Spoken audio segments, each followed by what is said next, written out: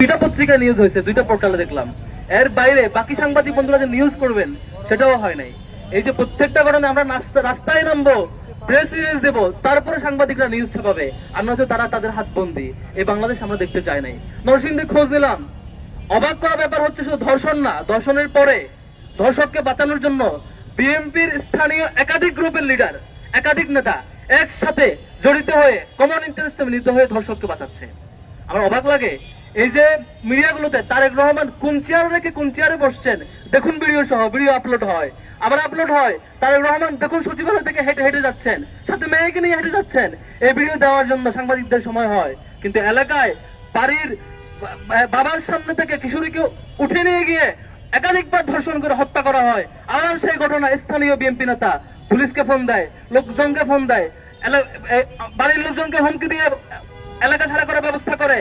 তারপরে সামগ্রিক কাজে জড়িত হয় একাধিক নেতাকে, একাধিক গ্রুপ। মিডিয়া একটু ইনভেস্টিগেটিভ কিছু বের করবে সেই সুযোগ হয় না। এটা লজ্জা আমাদের জন্য। আমরা মিডিয়া ভাইদেরকে অনুরোধ করব, জুলাইয়ের গণ অভ্যুত্থানের শহীদদের বিনিময়ে আমরা বাংলাদেশ পেয়েছি। আপনারা সেই গণ অভ্যুত্থানের সঙ্গে ছিলেন, আপনারা পাহারাদার ছিলেন, অনেক বাইরা জীবনের বিনিময়ে পাহারাদার হয়ে অনেক সাংবাদিকরা জীবন দিয়েছিল। আমরা সুন্দর একটা বাংলাদেশ পেয়েছিলাম। এখন আবারও ফেসিবাদকে ফিরিয়ে আনতে চায় না। আপনাদের দায়িত্বশীল আচরণ আমরা আশা করি। সম্মানিত বন্ধুগণ, যে বাংলাদেশ জুলাই গণ অভ্যুত্থানের বিনিময়ে আজকে আমরা পেয়েছি, ঢাকা বিশ্ববিদ্যালয়ের এই নিরাপদ এরিয়া থেকে শুরু করে গ্রামের এলাকা পর্যন্ত প্রত্যেকটা এলাকা শুধু আজকে ধর্ষণ নয়, চাঁদাবাজি নয়, বরং ক্ষমতাসীন দল তাদেরকে পাহাড় দেওয়ার কাজে ব্যস্ত হয়েছে। এটা খুবই দুঃখজনক, খুবই লজ্জাজনক। তারেক রহমানকে অনুরোধ করবো, যদি এভাবে চলতে থাকে পতনের দিন আপনাদের গুনতে শুরু হইতে পারে। আপনারা যদি ক্ষমতায় থাকতে চান, ভালোভাবে চালাইতে চান, এখনই এই চাঁদাবাজ এবং ধর্ষণের ব্যাপারে সিরিয়াস হন। যদি সিরিয়াস না হন, এই যে ছাত্র দল থেকে শুরু করে স্থানীয় বিএনপি পর্যন্ত আপনার দলের প্রত্যেকটা পর্যায়ের লিডাররা এই যে চাঁদাবাজ এবং ধর্ষককে আশ্রয় দেয়, নারী হেনস্থাকারী প্রকাশ্যে ভিডিও পাবলিশ হওয়ার পরও তাদেরকে আশ্রয় দেয়, এই ঘটনা চলতে থাকলে এই চূড়ান্ত বিক্ষোভ, জনমনে যে বিক্ষোভ আপনারা লক্ষ্য করছেন, রাজু ভাস্কর্য থেকে এই বিক্ষোভ একেবারে তৃণমূল পর্যায়ে পর্যন্ত পৌঁছাবে।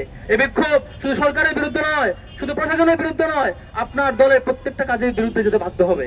সম্মানিত বন্ধুগণ, আপনার দল বিএনপি গত 15 বছর একটা মজলুম সংগঠন ছিল, নির্যাতিত হয়েছিলেন। আমরা কখনোই আশা করি না আজকে আপনারা জালিম হবেন। আমরা কখনো আশা করি না ধর্ষণ হওয়ার পরে এই ঘটনার আপনাদের প্রত্যেকটা দলের নেতাকর্মী, মিডিয়া উইং, অ্যাক্টিভিস্ট সবাই সংগতভাবে প্রচার করবেন ঘটনা মিথ্যা, ঘটে নাই।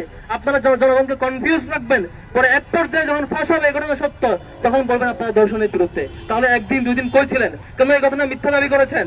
এভাবে চলতে থাকলে খুব দুঃখজনক অধ্যায় হবে। আমরা আর অপেক্ষা করতে চাই না। আমরা চাই আপনাদের দলের পক্ষ থেকে স্ট্যান্ড ক্লিয়ার করবেন। আপনাদের যেসব দলীয় নেতা কর্মীরা, নির্বাচিত প্রতিনিধিরা কিংবা দলের ক্যাডাররা দর্শনের পক্ষ থেকে তাদের বিরুদ্ধে যদি ব্যবস্থা না নেন, আমরা সংঘবদ্ধ হয়ে, আমরা প্রত্যেকটা ক্যাম্পাস মিলিত হয়ে বাংলাদেশের সকল ছাত্র জনতাকে ঐক্যবদ্ধ করে এই ধর্ষক চক্রের বিরুদ্ধে গণ আন্দোলন গড়ে তুলতে বাধ্য হব। আমরা সেই পরিণতি যেতে চাই না। আমরা সুন্দর একটা বাংলাদেশ চাই। আশা করি আপনাদের বুঝ